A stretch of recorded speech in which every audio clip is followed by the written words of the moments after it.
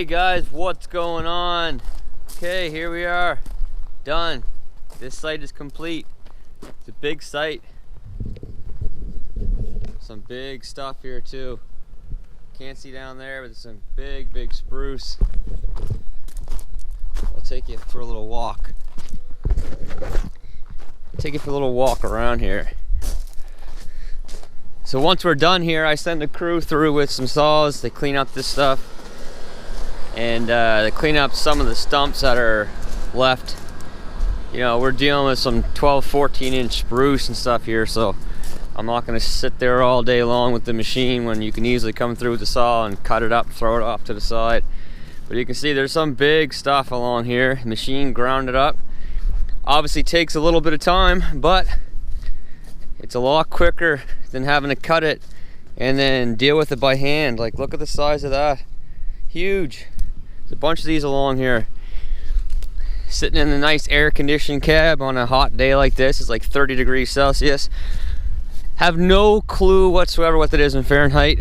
Born too late to understand all that. My father still talks Fahrenheit. But anyway, so we're just getting ready to get loaded up here. Get the load on the truck. Move it down to the next site. I don't know how far it is. I think it's like probably 20-25 minutes away, I think, something like that. But we got to get the trailer hooked up to the 2017 F550. So let's do that right now. All right, so we're all hooked up. Chains are hooked up. Cable's hooked up. Our lock pin is in place. Breakaway cable is to the actual body of the truck, not the chain. Don't do that. They will pull you over for that. But first, before I load the machine on, I'm gonna put some air in these airbags. So I'm gonna put them up to 80.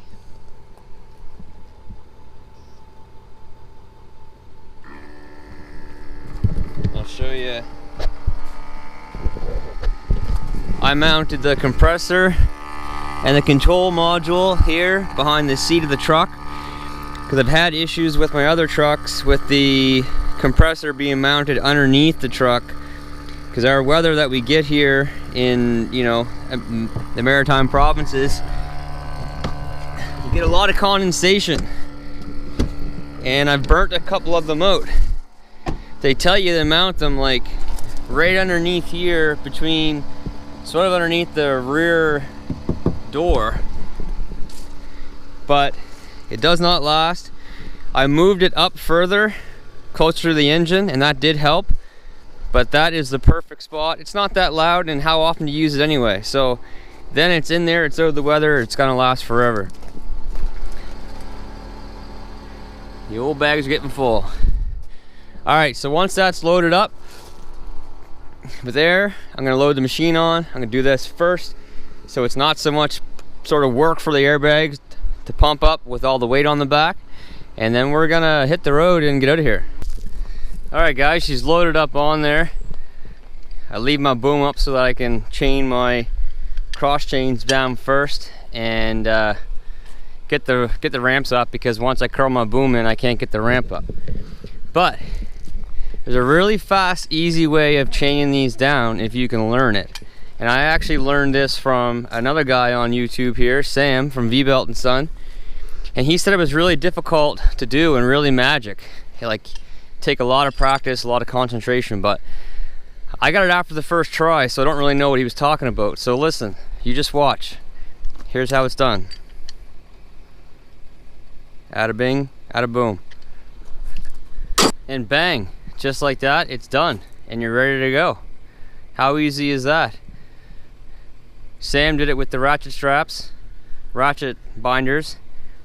I did it with just the old conventional actual man strength binders.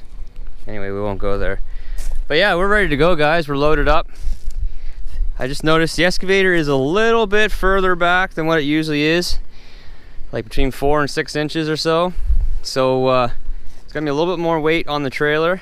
So we're gonna see how that rides.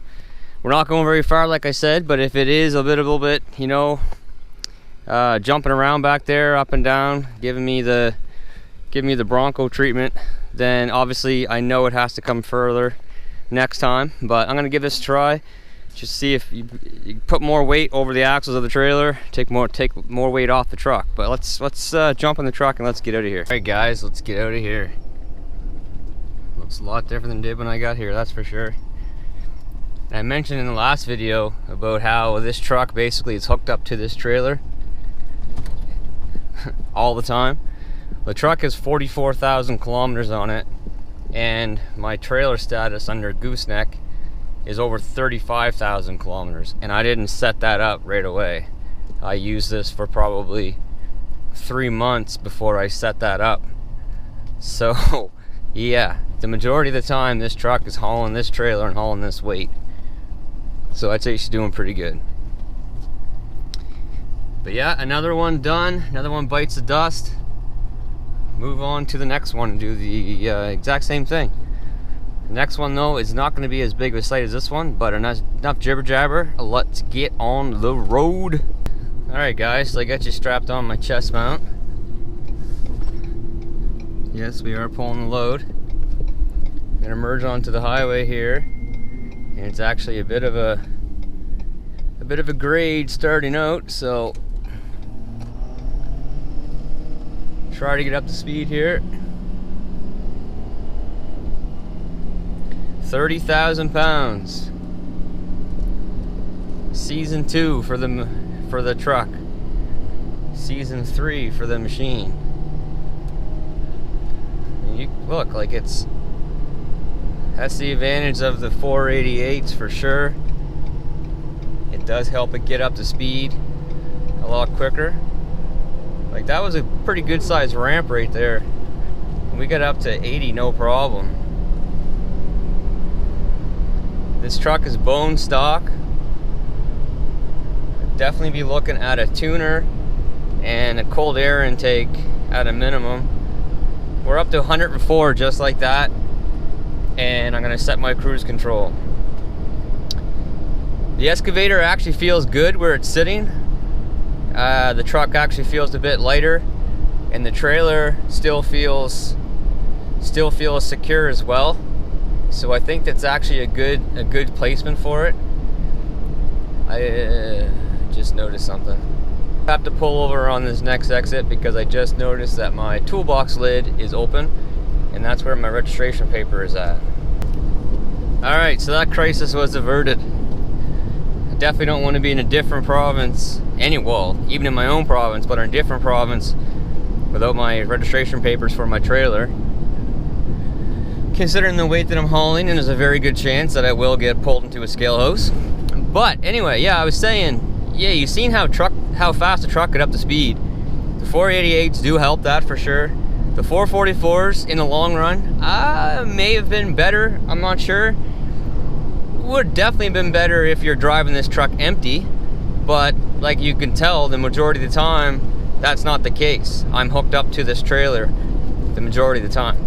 So the 488s is what I chose, and I'm actually very happy with that. I mentioned the cold air intake and a tuner. Yes, I would love to put a cold air intake in this, just to let the thing breathe a little bit more. I honestly feel like I can tell a difference already just from changing out the stock filter. You've seen how dirty that was. It definitely wasn't getting the air that it should get. And a tuner, because they have these trucks dialed down. I don't quote me on the exact numbers because it's been a while since I looked, but they were, I think it's at like 330 horsepower and 850 torque. That's what they have these dialed down to. It's the same 6.7 as what the 250s and the 350s and the 450s and everyone else runs, but they dial these down because these are typically, used for, delivery trucks, gravel trucks. People put dump bodies on them, put flat decks on them. They're using oil fields and stuff. So they're not geared for, having to have a lot of horsepower to, haul heavy weights a lot of times.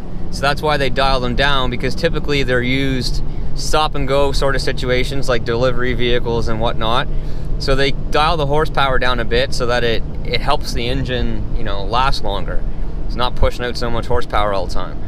So I'd love to add, even like you add like 30, 40, 50 more horsepower to this, and double that with the torque. So it would make a difference, there's no doubt about it, but the truck does well as it is. Like I said, obviously on big hills it slows down just like anything, but you know, I'm driving on flat ground and slight grades here right now, and it's just keeping up the speed. I got the cruise set at 102, which is like 61, 62 miles per hour, and it's holding right at that speed in 6th gear. And there's where it revs at in 6th gear. You can tell quite a difference from my 250 and 350 with the 355s. I'd be at about 1600 RPM, maybe, actually more like probably 1500 RPM. And with this, I'm at 22. So there's a huge difference there, there's no doubt about it. I did a video last year on this, and it actually did really good for views, but I got a lot of negative comments on it, and it was F550 towing 30,000 pounds gets pulled into the scale hose. And I was okay, like my weights were all perfect, and everyone's telling me, oh, you don't have the brakes for it, you know, towing that kind of weight. One guy mentioned something about it's dangerous for people on the road, not to mention the damage to the roads and our bridges. Like, are you kidding me? A semi truck is hauling like 3 times this weight. I don't think my combined weight of like 41,000 pounds is doing much damage to the road compared to those semis. You know, look at that guy right there. You don't think he's hauling more than me? Anyway, brakes. Yeah, you know what? You do need to, you're not going to stop on a dime, there's no doubt about it. You need to plan your stops. And also your trailer makes a big difference. So that's why I picked, you know, the proper trailer, 30,000 pound trailer. But yeah, I mean, if you're coming to a stop sign or coming to a red light or coming to an exit, the truck does a really good job of downshifting, and with the exhaust brake it does a great job. And you know that exit's coming, so a lot of times you don't even need to use your brakes. But the brakes are there, the brakes do good. Again, a semi truck hauling all that weight, they're not going to stop on a dime. Do you think, like, look at how many accidents happen, how many pileups there are because the transport truck can't stop on time. It's the exact same thing. There's no different. There is absolutely no difference. Yes, they're set up for it, 100%. They are. Air brakes, you know what, they're set up for it a bit more than what this truck is. But this truck can do it, and as long as you're a competent driver and you know what you're doing, there's no issues with it at all. And you can tell it handles good. Like, I'm barely even touching the steering wheel. Every once in a while I'll put my fingers on it. The truck does a great job. The truck is very solid. The airbags do make a difference, there's no doubt about it, but it's not a necessity. It's not, you have to have them. Because these trucks are geared up to haul, like I said, have dump boxes and stuff in them. They're geared up for that. But anyway, guys, I mean, we're just cruising here, and it's actually enjoyable. I'm in the cab, I'm not getting beat around. The trailer's not swimming around back there. It's very, very stable. I like the placement of where I put the excavator. Actually, that's probably where I'll probably put it from here on out. But we're just driving down the road, honestly enjoying it. I'm enjoying it. I got the air conditioning on. That's taking some power away from the engine as well. But, you know, we're doing good. We're doing really good. I honestly have nothing negative to say about this truck in, you know, in the aspect of towing and everything. We got about another 20-25 minutes to go on our route here. So I'm gonna just jump away from right now, from this highway driving, and we'll catch up once we get off the highway here. Guys, so I just pulled off an exit, and just sort of show you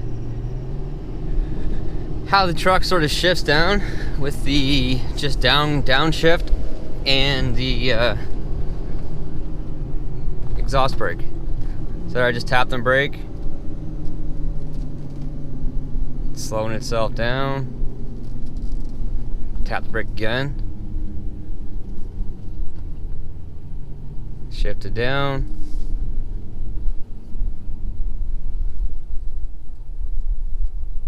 and there's the actual service brakes. Slowed down from 80 to 70 right there, no problem whatsoever. No issues at all, like none. So now we're getting back up to speed here again.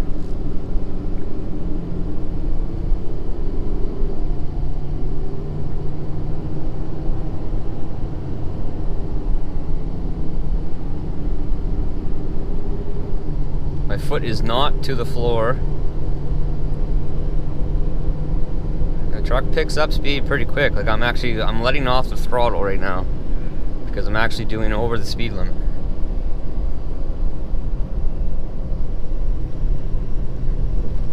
I don't know, I find that pretty impressive.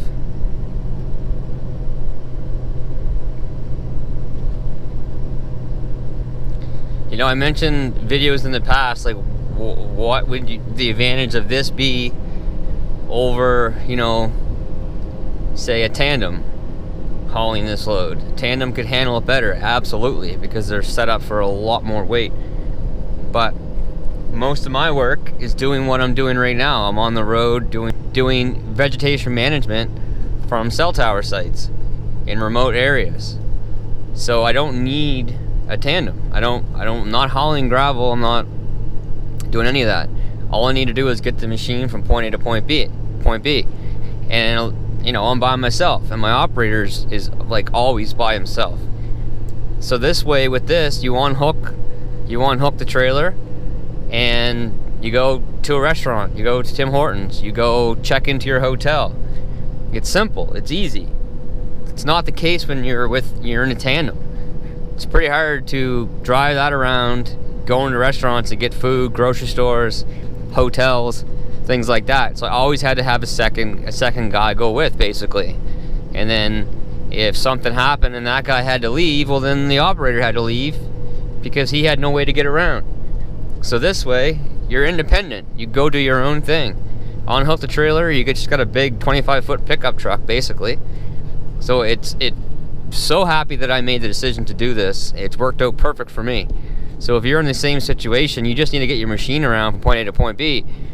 The 5500 is great with the flat deck because you get your gear around. Plus you got room on the deck for tools and everything else. You can lay sheets of plywood, sheets of lumber and stuff on there and strap it down. You can do whatever you want. I'll just show you my temperatures and stuff here for a second. So right now, my oil temp is at 109. Transmission temp is at 109. It's perfect, like nice and cool, no issues at all, none. So far, we've driven 35 kilometers and we're averaging 41.5 liters per every 100. So it's not easy on fuel, no it's not, but neither is anything else hauling this kind of weight. The only thing I wish this truck had was another fuel tank or a bigger fuel tank. You can definitely add another one on. Some of them actually come with dual fuel tanks, but I basically just use my slip tank on the back of the truck as my secondary tank. If I'm doing a long haul and I need to pull over and put some fuel in it, then I'll just pull over and put some fuel in it manually. Here we are. Let's take a look and see what we averaged. It's been idling for about 5 minutes now. 38.5 liters per every 100. That's what we averaged coming here. But here she is, boys. Safe and sound again. I'm gonna unload her here, take the truck in. So I got a spot in there I can get turned around. Actually, I'll probably leave the truck where it's at. I'll go down here with the mulcher, come up and clear the road a little bit before I take the truck in. But anyway, yeah, I'll show you a little video of before and after of this site. But did it again, man. No complaints at all. Alright guys, so that's it. Thanks for another video. I'll put up a little shot at the end here of like a little before and after footage, I think. We'll see. I might put this video today, so then that won't happen because I'm not going to get this site done today. The road's pretty long coming into. But thanks for watching. Stay tuned. I'm getting back into this thing again. I'm enjoying it again. Alright. Everyone take care. Stay safe. Have a good day. Later.